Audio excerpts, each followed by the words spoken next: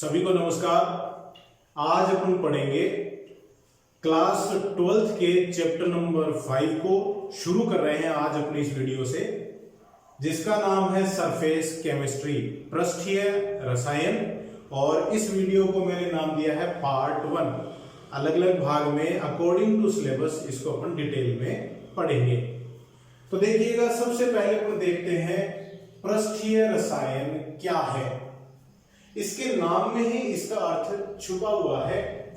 पृष्ठ का मतलब है कि कोई भी कण है उसके पृष्ठ की अपन बात कर रहे हैं, और उसके पृष्ठ पर होने वाला कोई भी रासायनिक परिवर्तन है या कोई भी घटना है। सामान्यतः अपन किसका पृष्ठ लेते हैं? ठोस का पृष्ठ लेते हैं। तो इसके पृष्ठ पर कोई भी रासायनिक या भौतिक घटनाएं जो संपन्न होती हैं, उनके अध्ययन को ही क्या कहा जाता है? पृष्ठीय रसायन कहते हैं। अब इस पृष्ठीय रसायन में सतह पर जो कण आकर इस तरह से चिपके हुए हैं, जैसे देखिए मैंने ये कोई ठोस है या कोई द्रव भी हो सकता है, उसको यहाँ पे लिखा हुआ है, और उसकी सतह पर पृष्ठ पर छोटे छोटे कण हैं वो चिपके हुए हैं। इसे क्या कहते हैं? इस घटना को एडजोर्प्शन कहते हैं। ADSORPTION मतलब अधिशोषण कहते हैं। अधिशोषण। तो अधिशोषण क्या हुआ कि किसी ठोस या द्रव की सतह पर गैस के कणों का या किसी द्रव के कणों का आके एकत्रित होना, इकट्ठा होना अधिशोषण कहलाता है। ध्यान रखिएगा, पृष्ठ पर ये कोई कण है, इसकी पृष्ठ पर दूसरे कण आके एकत्रित हो गए, इसी घटना को अधिशोषण कहते हैं। अब अधिशोषण पढ़ने के लिए कुछ टर्म्स हैं, कुछ पद हैं जिनका ज्ञान होना आवश्यक है। सबसे पहले देखिए, अपन देखते हैं अधिशोष्य। अधिशोष्य क्या होता है? जिसको एडजोर्बेट कहते हैं। एडजोर्बेट। अधिशोषण की क्रिया में जिन कणों का अधिशोषण होता है उन्हें अधिशोष्य कहते हैं। जैसे आपके सामने ये चित्र बना हुआ है, इसमें जो छोटे वाले कण जो इस बड़े कण की सतह पर एकत्रित हुए हैं, इन छोटे कणों को क्या कह रहे हैं? अधिशोष्य कहते हैं, एडजोर्बेट कहते हैं। दूसरा टर्म है इसमें अधिशोषक। अधिशोषक। एडजोर्बेंट।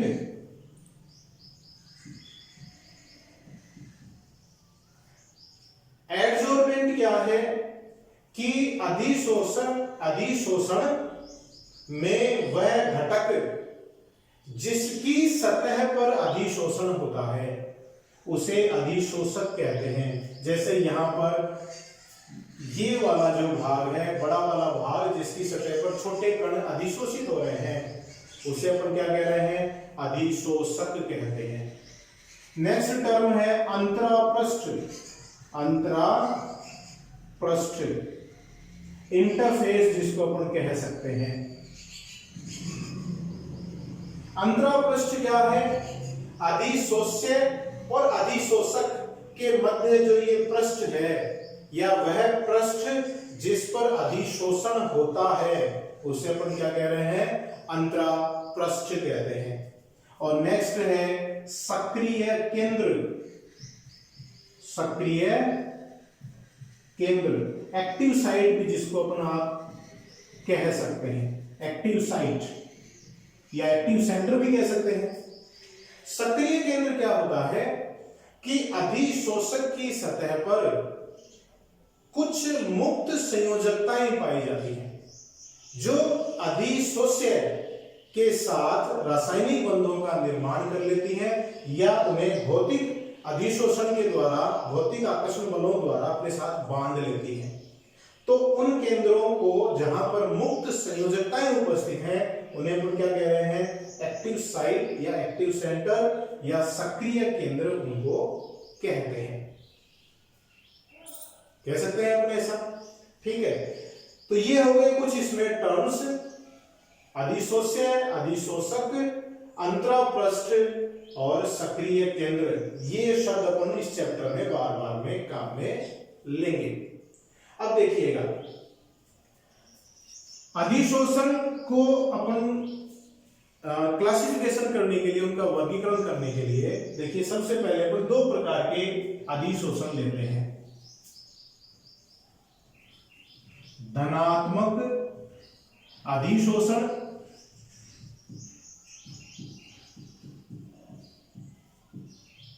और ऋणात्मक अधिशोषण।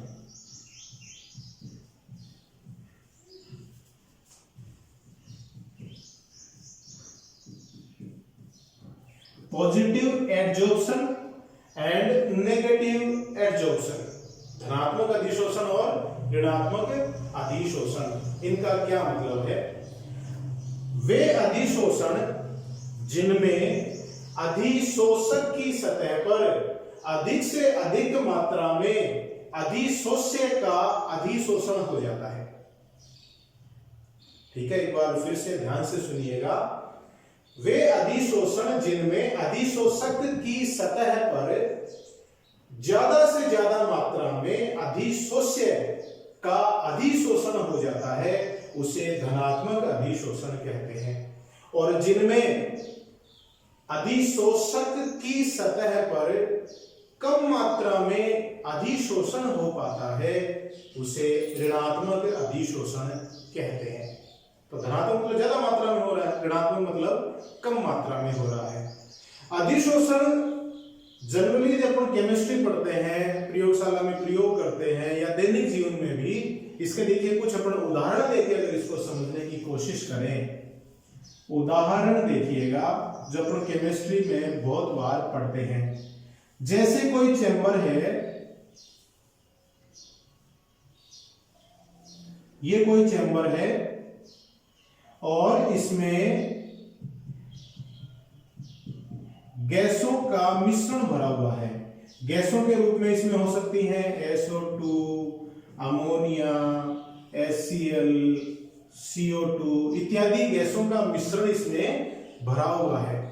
और इन गैसों के मिश्रण के द्वारा इस पात्र की दीवार पर एक दाब लगाया जाता है। अगर इस गैसों के मिश्रण में कुछ मात्रा में सक्रिय चारकोल रख दूं, चारकोल ये क्या है? सक्रिय चारकोल अगर मैं रख दूं तो गैसों के कुछ कण इस सक्रिय चारकोल की सतह पर अधिशोषित हो जाएंगे, तो इनका दाब कम हो जाता है। तो गैसों के मिश्रण में सक्रिय चारकोल रख देने से गैसों के मिश्रण का दाब कम हो जाता है।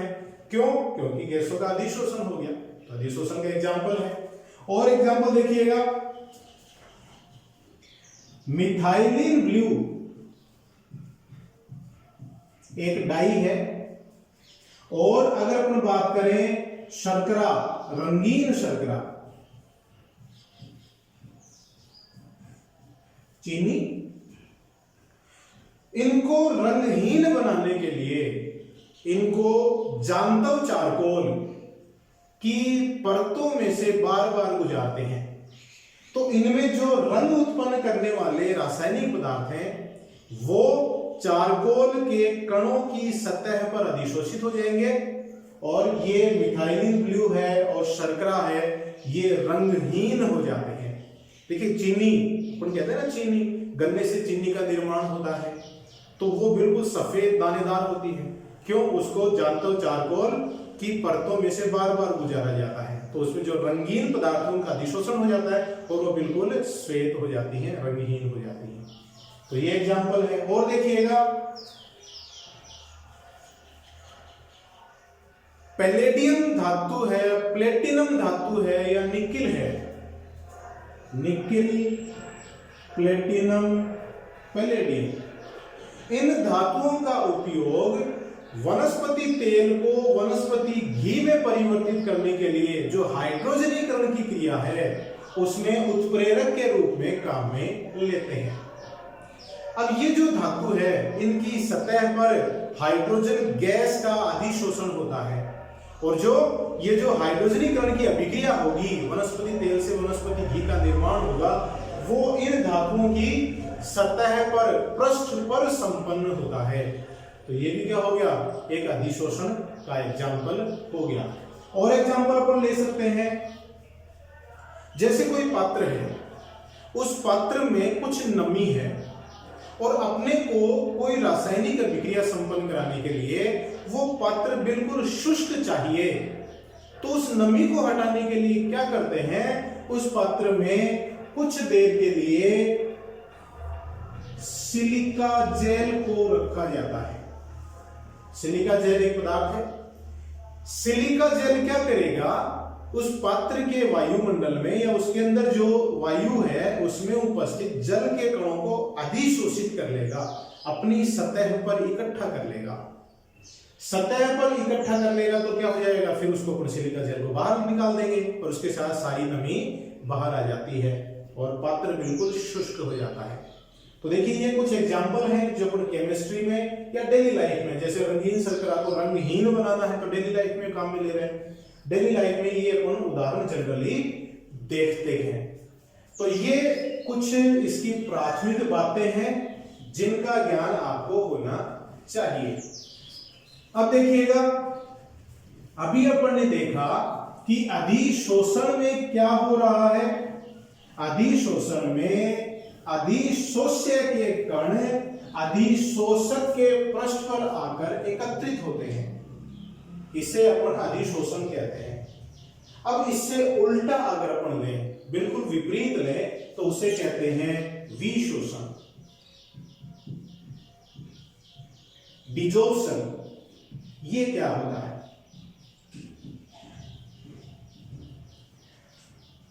डिजोर्प्शन क्या होता है कि अधिशोष्य के कण अधिशोषक की सतह को या पृष्ठ को छोड़कर अगर हट जाएं, अलग हो जाएं, तो उसे विशोषण कहते हैं, डिजोर्प्शन कहते हैं। तो जो विशोषण है वो अधिशोषण से बिल्कुल विपरीत क्रिया हो जाती है। ठीक है, मतलब अधिशोष्य के कणों का अधिशोषक की सतह से हटना विशोषण कहलाता है। तो ये बिल्कुल उल्टा हो गया इससे। अब देखिए एक टर्म और अपन जनरली पढ़ते हैं, एब्जॉर्प्शन, अवशोषण।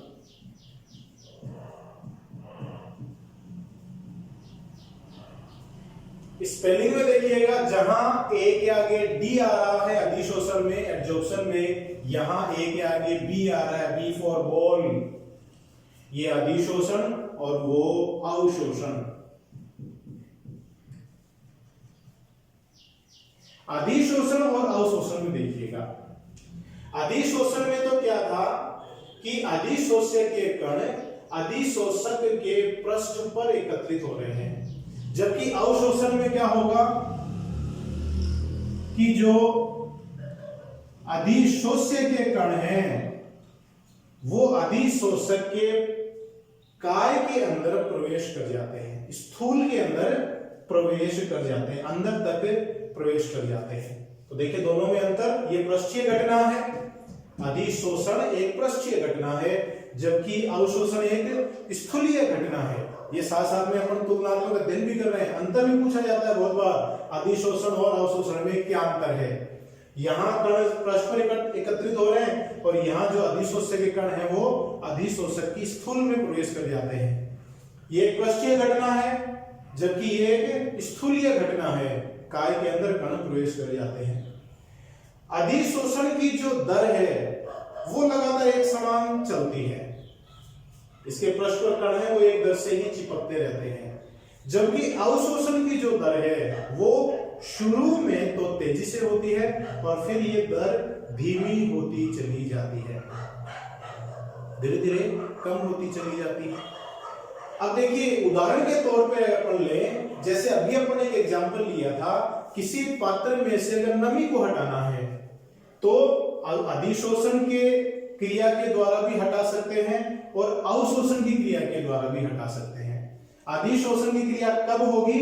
जब उसमें आप सिलिका जेल रखेंगे।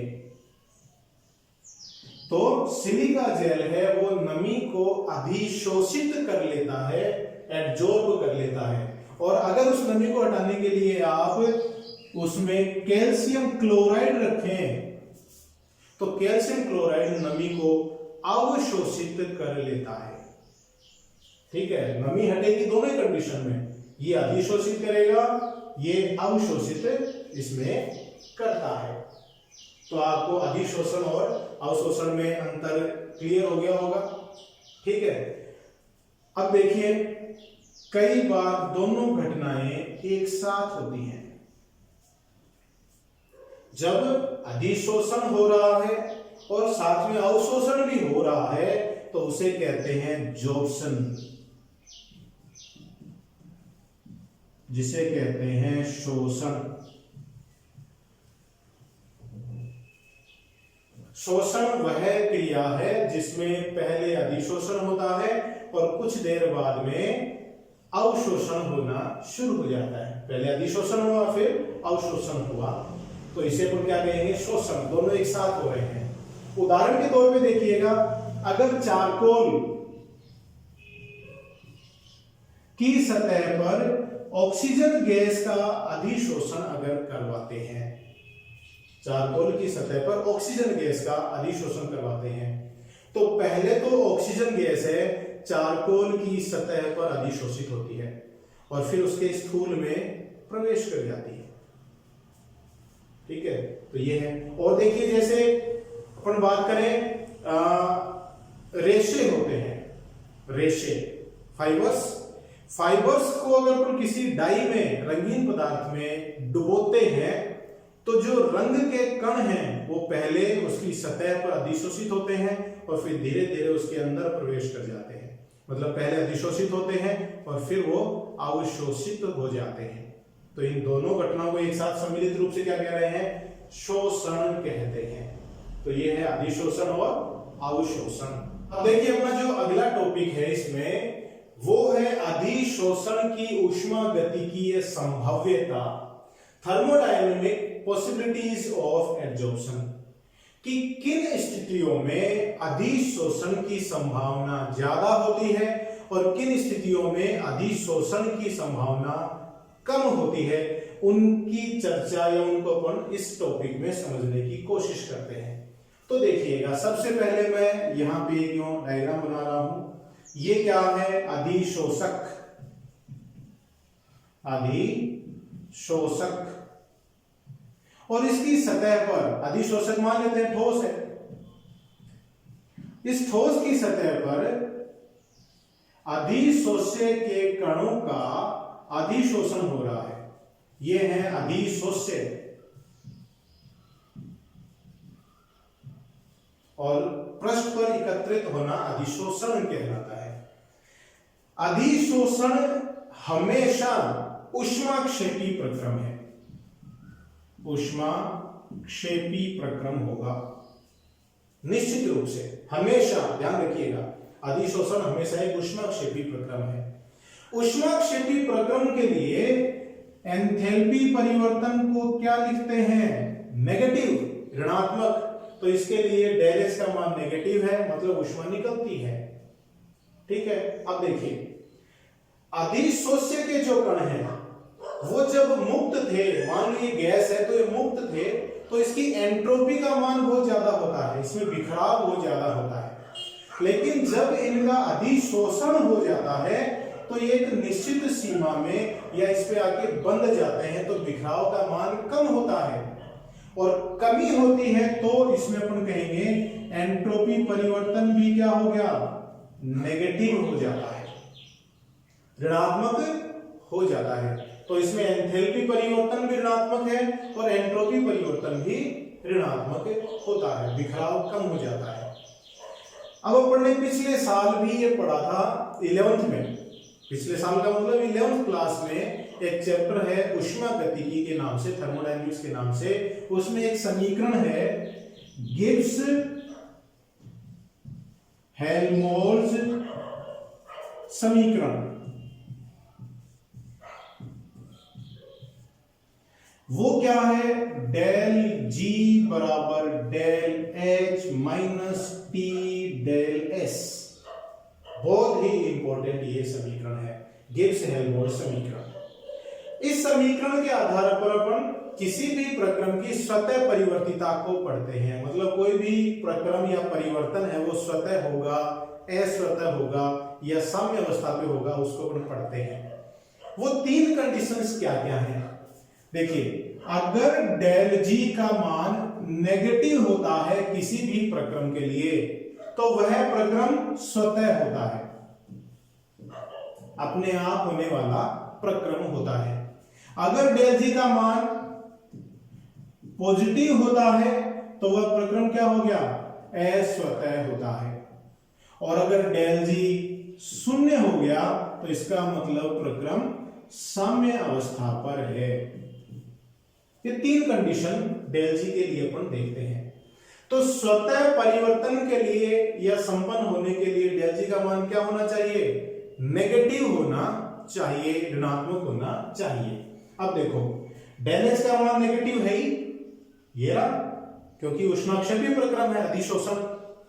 डेल एच का मान अधिशोषण के लिए क्या है? नेगेटिव है। तो इस डेल एच का ऋणात्मक मान इस नेगेटिव के साथ मिलकर क्या हो जाएगा? पॉजिटिव। तो टी डेल एच तो हो गया पॉजिटिव, अधिशोषण के लिए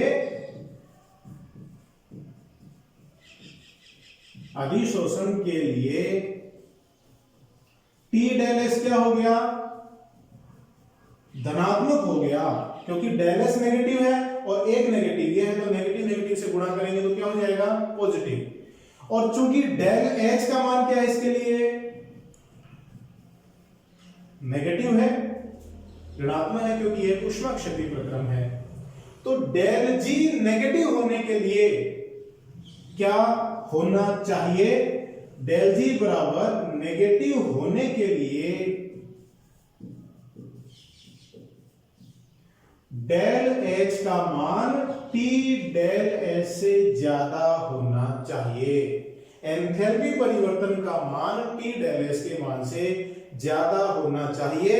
अगर ये कंडीशन होगी तो डेल जी का मान ऋणात्मक होगा और यह प्रक्रम स्वतः होगा, मतलब इसकी संभावना ज्यादा होगी। तो ये इसकी संभावना है। उष्मागतिकी से अपन बता सकते हैं कि इसकी संभावना, अधिशोषण की संभावना ज्यादा किस कंडीशन में होती है। ये है वो कंडीशन, बता सकते हैं आराम से, ठीक है। तो ये है अधिशोषण की उष्मागतिकीय संभाव्यता। अब देखिएगा, अधिशोषण का जो अगला वर्गीकरण है वह है अधिशोषक और अधिशोष्य के मध्य बंधों की प्रकृति के आधार पर। ये आधार क्या है? अधिशोषक व अधिशोष्य के मध्य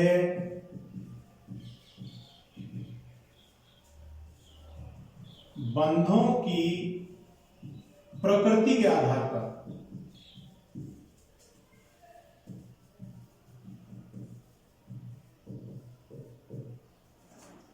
तो बंधों की प्रकृति के आधार पर अधिशोषण को दो भागों में डिवाइड करते हैं, वर्गीकृत करते हैं। एक है भौतिक अधिशोषण, जिसे वान डेर वाल अधिशोषण भी कहते हैं। दूसरा है रासायनिक अधिशोषण, जिसे लैंगम्यूर अधिशोषण भी कहा जाता है। ये क्या होते हैं देखिएगा, अपन इनको तुलनात्मक अध्ययन के द्वारा पढ़ते हैं। सबसे पहले देखें, जैसा इसका नाम है वान डेर वाल अधिशोषण, मतलब अधिशोषक और अधिशोष्य के मध्य यहां जो आकर्षण बल है वो कैसा होगा? दुर्बल वान डेर वाल बल होगा। दुर्बल वान डेर वाल बल होता है अधिशोष्य और अधिशोषक के मध्य। जबकि रासायनिक अधिशोषण में क्या होता है? अधिशोषक और अधिशोष्य के मध्य रासायनिक बंध बनते हैं, रासायनिक अभिक्रियाएं संपन्न होती हैं। रासायनिक बंधों के रूप में हाइड्रोजन बंध भी हो सकते हैं, आयनिक बंध भी हो सकते हैं, सहसंयोजक बंधों का निर्माण भी हो सकता है। मतलब वहां रासायनिक अभिक्रियाएं होती हैं मैग्नीशियम अधिशोषण में और उत्पाद का निर्माण होता है। दूसरा अंतर देखिएगा, चूंकि ये बल कैसा है, दुर्बल वान डेर वाल बल है, इसलिए यहां से मुक्त होने वाली ऊष्मा भी कम होगी। जितना आकर्षण बल का मान होता है ऊष्मा उतनी ज्यादा निकलती है। आकर्षण बल जितना ज्यादा बढ़ेगा निकलने वाली ऊष्मा उतनी ज्यादा होती है। तो ये दुर्बल वान डेर वाल बल है, तो इसमें जो अधिशोषण ऊष्मा का मान है वो 20 से 40 किलो जूल प्रति मोल होता है। जबकि रासायनिक अधिशोषण में देखिए बल का मान प्रबल है, रासायनिक बल बन गया, तो यहां पर निकलने वाली ऊष्मा 80 से 240 किलो जूल प्रति मोल होती है। ठीक है। तीसरा अंतर देखिएगा, भौतिक अधिशोषण, चूंकि इसमें दुर्बल वान डेर वाल बल पाए जाते हैं, तो ठोस की सतह पर द्रव या गैस के कणों का जो अधिशोषण होगा वो लगभग सभी का हो सकता है। सभी गैसें ठोस की सतह पर अधिशोषित हो सकती हैं। ये बात और है कि कोई कम कोई ज्यादा होती है, लेकिन होती सभी हैं। तो ये विशिष्ट नहीं होता है, विशिष्ट नहीं है ये। रासायनिक अधिशोषण में क्या है, क्योंकि रासायनिक अभिक्रियाएं संपन्न होती हैं। रासायनिक अभिक्रियाएं तो विशेष प्रकार के पदार्थों के या रसायनों के मध्य ही संपन्न हो पाती हैं। तो सिर्फ उन्हीं गैसों का इस अधिशोषक की सतह पर अधिशोषण हो पाएगा जो इसके साथ रासायनिक क्रियाएं कर सकती हैं। तो ये क्या हो गया, विशिष्ट हो गया। सभी अधिशोष्य रासायनिक अधिशोषण द्वारा अधिशोषक की सतह पर अधिशोषित नहीं हो पाते हैं। कुछ विशेष प्रकार के ही इसमें अधिशोषित हो पाते हैं, इसलिए विशिष्ट हो गया। भौतिक अधिशोषण में अगर दाब का मान कम कर दें और तापमान का मान बढ़ा दें तो क्या होता है कि अधिशोष्य के कण अधिशोषक की सतह से हट जाते हैं, विशोषित हो जाते हैं। तो इसमें अधिशोषण के साथ साथ विशोषण भी हो सकता है। तो ये क्या हो गया, उत्क्रमणीय हो गया।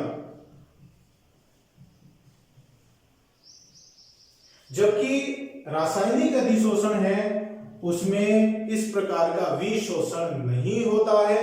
क्यों, अधिशोष्य और अधिशोषक आपस में क्रिया करके उत्पाद बना लेते हैं जो वापिस अभिकारक में परिवर्तित नहीं हो पाते हैं। तो ये क्या हो गया, अनुत्क्रमणीय। ये अनुत्क्रमणीय है। अभी देखिए मैंने क्या कहा, निम्न दाब और उच्च तापमान पर इसमें विशोषण होना शुरू हो जाता है। इसका मतलब तापमान बढ़ाने पर भौतिक अधिशोषण की दर घटती है। तापमान बढ़ाएंगे तो इसकी जो दर है वो क्या होती चली जाती है, कम होती चली जाती है। इससे मुक्त हो जाएंगे, विशोषण होना शुरू हो जाएगा।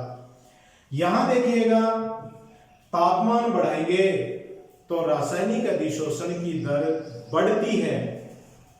तापमान बढ़ाएंगे तो इसकी दर का मान बढ़ता है। क्यों, अपन ने केमिकल काइनेटिक्स में भी ये पढ़ा था कि किसी भी रासायनिक अभिक्रिया के तापमान में 10 डिग्री या 10 केल्विन बढ़ा देते हैं तो रासायनिक अभिक्रिया का वेग 2 से 3 गुना हो जाता है, जिसे अपन ताप गुणांक भी कहते हैं।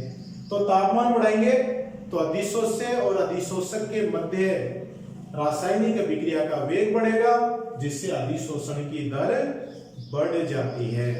तो तापमान बढ़ाने से रासायनिक अधिशोषण तो बढ़ता है जबकि भौतिक अधिशोषण घटता है। क्योंकि भौतिक अधिशोषण में कोई रासायनिक अभिक्रिया नहीं होती है, अतः इसमें सक्रियण ऊर्जा की आवश्यकता नहीं है। सक्रियण ऊर्जा है उसकी आवश्यकता नहीं होती है।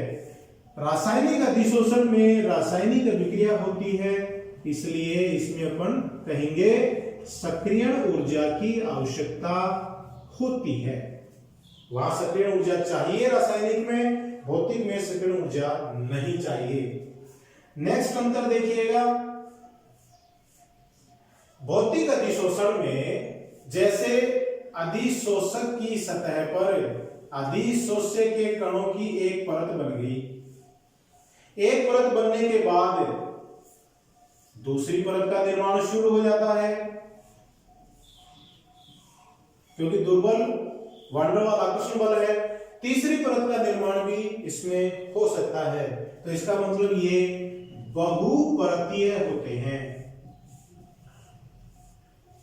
बहुपरतीय होते हैं भौतिक अधिशोषण। रासायनिक अधिशोषण में देखिएगा, रासायनिक बंध तो किनके मध्य हुआ, अधिशोष्य और अधिशोषक के मध्य रासायनिक बंध बना। अब ये जब इसकी पूरी पृष्ठ अधिशोष्य के द्वारा घेर ली जाती है, तो अधिशोष्य और अधिशोष्य के मध्य तो कोई रासायनिक अभिक्रिया होती नहीं है, तो अगली परत या दूसरी परत का निर्माण नहीं हो पाता है, क्योंकि पहली परत और दूसरी परत के मध्य कोई रासायनिक अभिक्रिया नहीं होगी, इसलिए दूसरी परत का निर्माण नहीं होगा, सिर्फ एक परत का ही निर्माण होकर इसमें रह जाता है, तो ये एक परतीय है। भौतिक अधिशोषण बहुपरतीय और रासायनिक अधिशोषण एक परतीय होता है। अगर इनके उदाहरण की बात करें तो थोड़ी देर पहले भी अपन एक चर्चा करी थी अवशोषण, रासायनिक अधिशोषण और भौतिक अधिशोषण में देखिए क्या उदाहरण ले सकते हैं कि नमी वाला पात्र, ये उदाहरण अपन ने थोड़ी देर पहले लिया था, उससे अगर नमी को हटाना है तो नमी वाले पात्र में अगर आप सिलिका जेल डालेंगे तो वह नमी सिलिका जेल की सतह पर अधिशोषित हो जाती है, और अगर उस नमी वाले पात्र में आप कैल्शियम क्लोराइड रखेंगे तो वह नमी कैल्शियम क्लोराइड के स्थूल में प्रवेश कर जाती है। ठीक है, तो ये कैल्शियम क्लोराइड नमी को अवशोषित करता है और सिलिका जेल है नमी को अधिशोषित करता है। तो ये देखिए भौतिक अधिशोषण रासायनिक अधिशोषण में अंतर है, बहुत बार ये बोर्ड एग्जाम में पूछा गया है, तो इसको आप ढंग से समझिएगा। नेक्स्ट वीडियो में अपन इसका पार्ट 2 लेंगे, पार्ट 3 लेंगे, पार्ट 4 लेंगे, इस तरह से अकॉर्डिंग टू सिलेबस इस चैप्टर को पूरा पढ़ेंगे। तो घर पे रहिए, हाथ धोते रहिए, स्वस्थ रहिए, स्वच्छ रहिए, परिवारजनों का ध्यान रखिए, मेरे वीडियोस देखते रहिए। बहुत बहुत धन्यवाद।